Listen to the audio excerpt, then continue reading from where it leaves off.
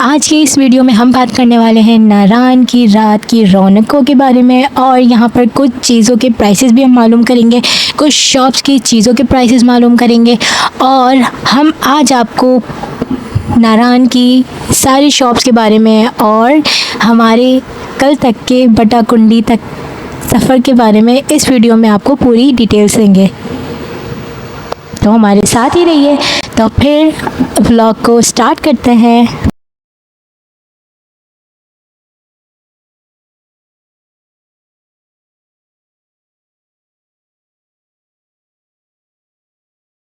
नारान हम पहुंच गए थे 7 बजे के करीब। उसके बाद जो है हम लोग खाना खा लिया था हमने जाके।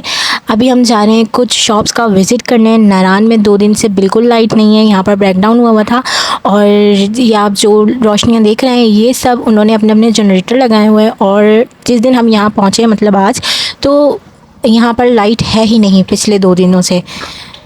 तो हमारे रूम की भी लाइट नहीं है जिसकी वजह से मोबाइल चार्ज ही नहीं हुए थे। तो फिर जब हम खाना खाने के लिए यहाँ गए थे सरहद होटल पे, तो वहाँ पर हमने थोड़े से मोबाइल चार्ज कर लिए और ये रहा वो सरहद होटल। चलें फिर थोड़ा आगे चलते हैं। वैसे नारान अगर देखा जाए तो अक्सर मज़ा इसको रात में एक्सप्लोर करने में, क्योंकि रात के वक्त यहाँ पर बहुत ज़्यादा रश भी होता है और यहाँ लाइटिंग बहुत ज़्यादा होती है। आप देख सकते हैं यहाँ पे 2 दिन से लाइट नहीं है, जिस फिर भी सब ने जनरेटर्स चला के इसको नारान के एरिया को बिल्कुल रोशन किया हुआ है और बहुत मज़ा आ रहा है। और सर्दी के हवाले से मैं बात करूँ तो सर्दी काफ़ी हो रही है, यहाँ पर टेम्परेचर बहुत ज़्यादा है और हम लोग आ भी रहे हैं कराची से, तो हो सकता है इसलिए भी ज़्यादा लग रहा हो। लेकिन फिर भी यहाँ के जो मकामी है वो यही कह रहे हैं कि मतलब वो टेम्परेचर जो हमें ज़्यादा लग रहा है तो यहाँ पर ये नॉर्मल सी बात है।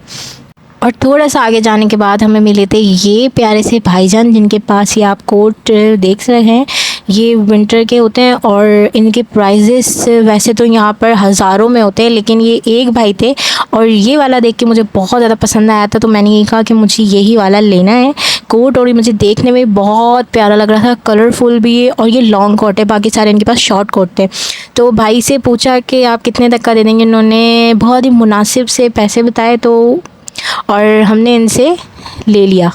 भाई ने ये विंटर लॉन्ग कोट जो है हमें 800 का दे दिया। और उसके बाद हम आ गए थे यहाँ पर ज्वेलरी की तरफ और ये आप देख सकते हैं मल्टी कलर्स की यहाँ पर ज्वेलरी। नारान में मल्टी कलर्स बहुत ही ज़्यादा इन होता है और यहाँ पर गोल्ड ज्वेलरी बहुत ज़्यादा कम होती है। और जो मल्टी कलर्स के होते हैं, जो कैप होते हैं, आप बलूची कैप कह लें, आप सिंधी कैप कह लें, वो यहाँ पर बहुत ही ज़्यादा मिकदार में बिकते हैं। और यहाँ आप देख सकते हैं सिंधी कढ़ाई के पर्स वगैरह भी बहुत ज़्यादा अवेलेबल होते हैं। ये विमशिम्स भी टंगे हुए हैं यहाँ पर और बहुत ही ज़बरदस्त कलेक्शन भाई के पास थी। तो इन्होंने 1500 मतलब 1000 से अबव इनकी शॉप पे हमें ये सारी चीज़ें देखने को मिली।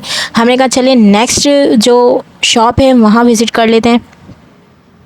वैसे तो नारान के बाज़ार में आपको सारी चीज़ एक शॉप से दूसरी शॉप पे एक से बढ़कर एक मिलेगी, लेकिन यहाँ के प्राइजेस बहुत ही ज़्यादा डिफरेंट होते हैं। कि कुछ जो शॉप्स हैं बड़ी बड़ी तो वहाँ पर जो है बहुत ही ज़्यादा एक्सपेंसिव भी है और कुछ हैं शॉप जहाँ पर लो प्राइस भी मिल जाते हैं।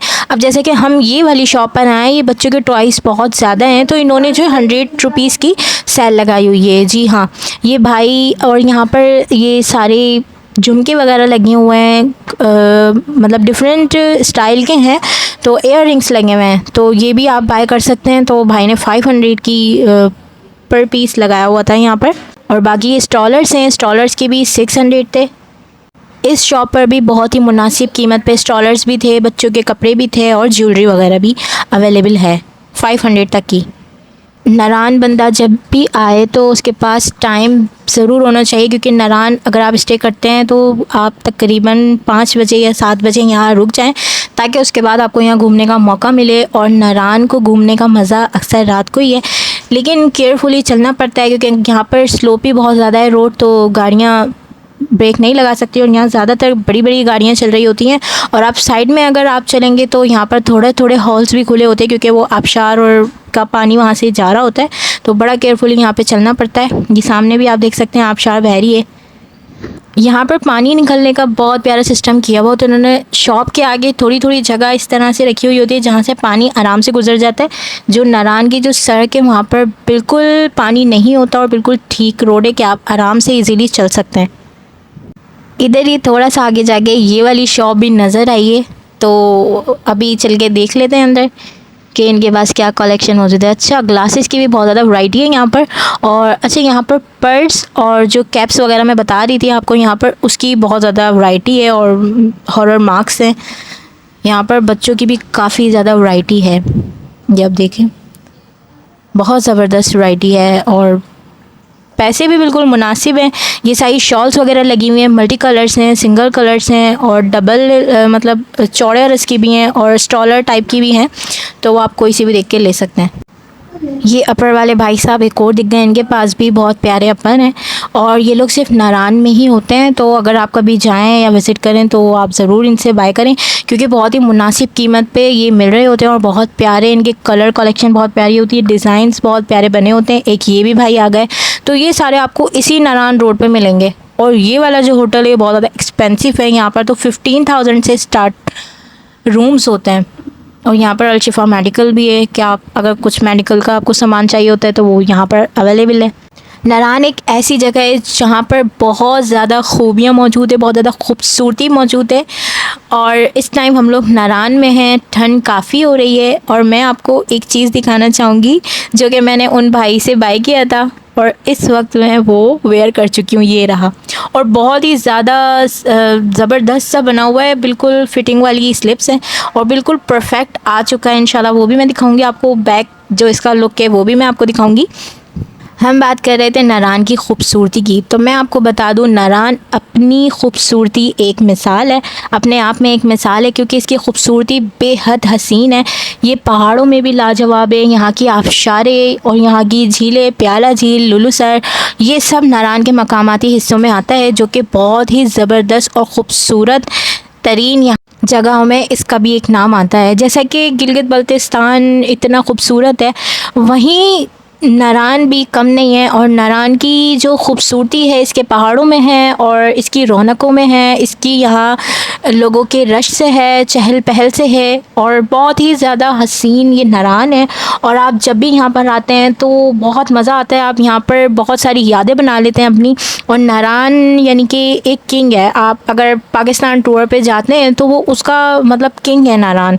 आप बट्टाकुंडी जाएँ, आप बाबूसर टॉप भी अपनी ही मिसाल है, आप लुलुसर जाएँ, आप प्याला लेक जाएं, आप शुक्रान, आप सिरी पाए, कहीं भी चले जाएं, लेकिन नारान का मज़ा जो है वो नारान में ही आपको मिलेगा, इसके अदरवाइज़ कहीं नहीं मिल सकता। नारान बहुत ही ज़्यादा खूबसूरत जगह है और मैं आपको यही कहूँगी आपने 1 नाइट स्टे यहाँ ज़रूर करना है, क्योंकि ताकि आप दूसरे दिन की मॉर्निंग यहाँ पर देख सकें जिस तरह हम देखेंगे। क्योंकि नारान की रात जिस तरह बहुत ही ज़्यादा रंगीन होती है, इसी तरह मॉर्निंग भी बहुत ही ज़्यादा कलरफुल पहाड़ों से, उन वहाँ के सब्ज़ा से बहुत ज़्यादा खूबसूरत लगती है। तो इंशाल्लाह मैं भी आपको नारान की मॉर्निंग दिखाऊंगी। नारान में हर तरह की चीज़ें हैं, यानी कि आपको एक्सपेंसिव होटल भी मिलेंगे, एक्सपेंसिव रेस्टोरेंट भी मिलेंगे और आपको लो प्राइस में रेस्टोरेंट भी मिलेंगे और लो प्राइस के आपको होटल्स भी अवेलेबल होंगे। लेकिन थोड़ा सा आपको घूमना पड़ेगा। जैसे ये भाई हैं बेचारे कार्ड लेके घूम रहे हैं, अपना मेन्यू कार्ड, कि आप हमारे जल्दी से आ जाएं रेस्टोरेंट में और ये सारी चीज़ें अवेलेबल हैं। इन बेचारों को कितनी मेहनत करनी पड़ती है, ये सब हर किसी के आगे बेचारे मेन्यू पेश कर रहे होते हैं कि आप आ जाएं हमारे होटल में खाना खाने, लेकिन बंदा वहीं जाएगा जहाँ उसकी जेब इजाज़त देगी। तो भाई हम गए थे सरहद होटल पे, इंशाल्लाह मैं आपको सुबह ज़रूर दिखाऊंगी नाश्ता।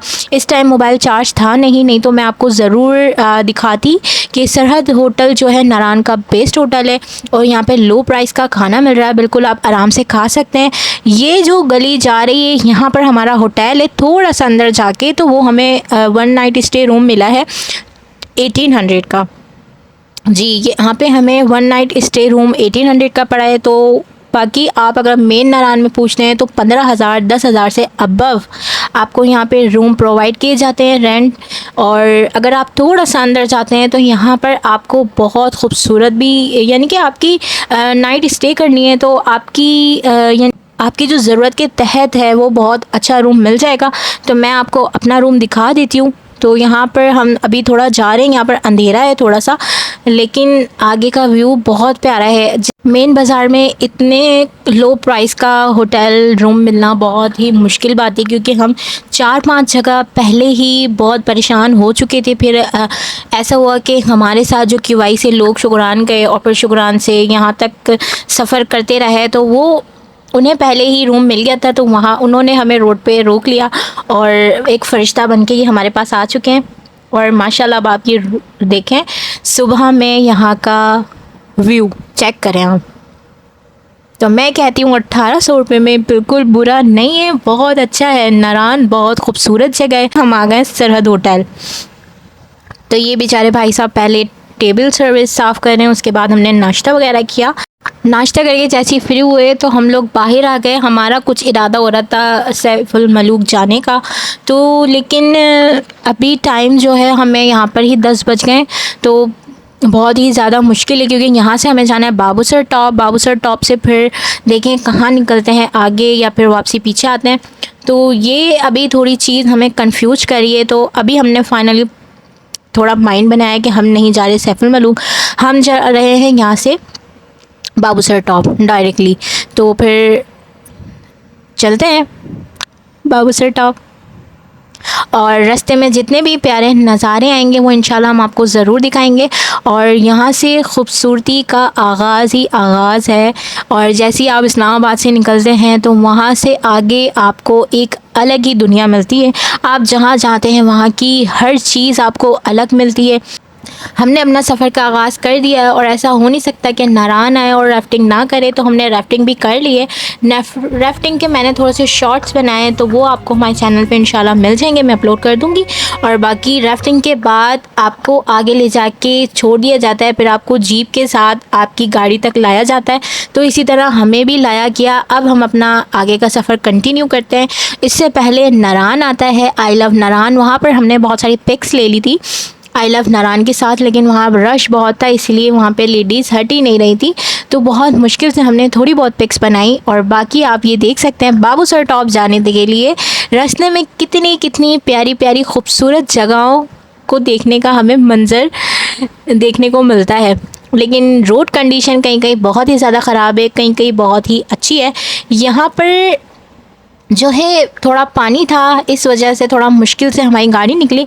बाकी आप देख सकते हैं आगे का रोड बिल्कुल क्लियर है अल्हम्दुलिल्लाह। और मैं यही दुआ करती हूँ कि अल्लाह पाक हमें हमारी जो रास्ता है, जो हमारा सफ़र है, जो हमारी मंजिल है, जिस तरह हमें आसानी के साथ नारान तक पहुँचाए, अल्लाह पाक हमें बाबूसर टॉप तक भी अपने ज़ोमान में ही पहुँचा दें।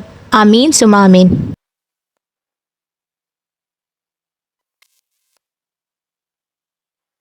गुडवई आने वाला है, और आप ये सामने के मनाजिर चेक करें, माशाल्लाह सुबहान अल्लाह। अल्लाह पाक की कुदरत देखें, कितनी खूबसूरत जगहें। और अल्लाह पाक ने हमेशा की तरह मैं यही बात कहूँगी कि इन पहाड़ों में कैसे कैसे राज छुपा के रखे हैं। जैसे जैसे हम पहाड़ों पे जाते जा रहे हैं और हमें खूबसूरती का अंदाज़ा होता जा रहा है। आप जब भी ट्रिप पे आते हैं, तो अगर आप टूरिस्ट के साथ आते हैं तो आपको इतना मज़ा नहीं आता जितना हमें बाइक पे आ रहा है।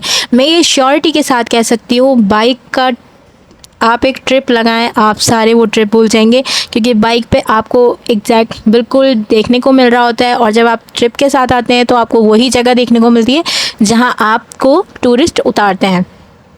यहाँ पर चढ़ाइयाँ जो है शुरू हो चुकी हैं। नारान तक भी काफ़ी चढ़ाइयाँ थी, और आगे जैसे जैसे हम जा रहे हैं चढ़ाइयाँ बहुत ही ज़्यादा आती जा रही हैं। और थोड़ा जो घुमेर से जो मोड़ हैं वो भी बहुत ही ज़्यादा हैं। तो साथ साथ आप ये देखें अल्लाह पाक की कुदरत भी है, और कितना प्यारा नीचे दरिया भी बह रहा है, इसका कलर ग्रीन है। और आई थिंक ये सामने ज़ेब्रा पिक है शायद, या मैंने ऐसे सुना है कि वो लुलू सर से पहले है, यानी कि पहले भी हम देख चुके हैं, लेकिन इतना नहीं पता। जितना आप बाइक पे जा रहे होते हैं तो आपको साथ साथ सारी चीज़ों का पता चलता रहता है कि कहाँ आपने क्या जाना है, कहाँ नहीं जाना। अच्छा, तो ये जो आबशार आई है, ये आई है झलखंड की, और झलखंड हम लोग पहुँच गए हैं। थोड़ी सी ये वाटर क्रॉसिंग है, और बहुत ही ज़्यादा स्पीड से यहाँ पानी बह रहा है। बहुत ज़्यादा स्पीड से। तो थोड़ा बाइक को हम ठंडा करने के लिए यहाँ पर रुकें, फिर इंशाल्लाह थोड़ी देर में निकलते हैं। इस पानी का प्रेशर इतना ज़्यादा है, आपको सामने गाड़ी जो वाटर क्रॉस कर रही है ये दिख रही होगी कि कितनी आसानी से नहीं हो पा रही ये वाटर क्रॉसिंग। और यहाँ पे खड्डे आप देखें कितने बड़े बड़े खड्डे हैं और इतना ज़्यादा पानी इसमें जमा है। अल्हम्दुलिल्लाह बटाकुंडी हम लोग पहुँच चुके हैं। जैसे ही आप बटाकुंडी की चढ़ाई पे चढ़ते हैं तो यहाँ पर एक राउंड बिल्कुल रोड बना हुआ है, राउंड लेके ही आप इधर तक पहुँच सकते हैं। तो बहुत ही ज़्यादा ख़तरनाक है, बहुत ही ज़्यादा ऊंचाई है, तो यहाँ पर आपको सिंगल होना पड़ता है। थोड़ा सा मैं पैदल चली हूँ और बाकी ये रहे मिस्टर इज़हार भाई। मैं कहती हूँ इनकी हिम्मत है जो इतनी कराची से इस्लामाबाद और इस्लामाबाद से यहाँ तक ये सीडी 70 पे आए हैं। बहुत हिम्मत है भाई इनकी, माशाल्लाह। अल्लाह पाक इनको और हिम्मत दे। मेरे दिल से यही दुआ निकलेगी हर बंदे को हिम्मत दे यहाँ पर आने की, लेकिन उस बंदे के अंदर एक जुनून होना चाहिए, उसके दिल में ख्वाहिश होनी चाहिए, तभी आप यहाँ आ सकते हैं। आप उसकी कहते हैं ना, अल्लाह पाक कहते हैं ना, आप बिल्कुल सच्चे इरादे करें तो मंजिल अल्लाह पाक आपको ख़ुद देंगे। थोड़ा सा यहाँ पर हम रुक जाते हैं फ़्रेश होने के लिए, फिर आगे का सफ़र स्टार्ट करते हैं। बटाकुंडी के बाद हम आ गए जलखंड और आप ये देख सकते हैं कितनी ज़्यादा ऊंचाई है। वो रही आबशार और वो रही वाटर क्रॉसिंग, और यहाँ से आप रोड देखें कितनी ज़्यादा ऊंचाई पे हम आ चुके हैं। और यहाँ से मैं यानी कि मिस्टर इज़हार सिंगल आए। बहुत ही ज़्यादा चढ़ाई थी तो मैंने हाइकिंग की है, कोई मसला नहीं है। थोड़ी बहुत यहाँ पर आके आपको सिंगल होना पड़ता है क्योंकि चढ़ाई बहुत ही ज़्यादा है। और ये यहाँ की आप रोड कंडीशन देख लें, और ये भाई आबशार से पाइप लेके ये पानी गाड़ियों पे डाल रहे हैं। लेकिन अब हम तो बाइक पे हैं, तो हम किस तरह यहाँ से निकले। तो ये बच्चे ने पाइप थोड़ा नीचे कर लिया और ये कर ली हमने यहाँ की वाटर क्रॉसिंग पार। यहाँ का भी प्रेशर बहुत ही ज़्यादा है और रोड की कंडीशन आपके बिल्कुल सामने है। बहुत ही ज़्यादा यहाँ पे रोड ख़राब है, पानी गिरने की वजह से यहाँ पर बहुत ही ज़्यादा गहरे खड्डे हो चुके हैं। और जैसे जैसे आप ऊपर आते जाएंगे वैसे वैसे आपको बहुत ही ज़्यादा खूबसूरती देखने को मिलती रहेगी। जलखंड से आने के बाद बेसल लग चुका है और हमें मिला है पहला ये बर्फ़ का ग्लेशियर। थोड़ा सा ऊपर से गदीला हो रहा है और भाई कुछ बना रहे हैं, कुछ आर्ट दिखा रहे हैं अपनी बर्फ़ पे। और ये रहा यहाँ से, इसको जब पार कर लेंगे तो यहाँ कुछ आधा ऊपर है और आधा नीचे। तो ये भाई ने कुछ थोड़ा सा इसको क्लीन करके यहाँ थोड़ा सा फ्रीज़र बनाया हुआ है। यहाँ पर अगर आप कोल्ड ड्रिंक्स लेने जाएं या बॉटल लेने जाएं तो यहाँ पर ग्लेशियर के अंदर ही इनको ठंडा किया जाता है। और इसके पास आने के बाद बहुत ही ज़्यादा सर्दी का एहसास भी हो रहा है। और पहला हमें वहाँ मिला था मांडरी के बाद और दूसरा हमें ग्लेशियर नज़र आया यहाँ पर। उम्मीद करती हूँ आज का आपको व्लॉग पसंद आया होगा। नेक्स्ट व्लॉग तक के लिए अल्लाह हाफ़िज़।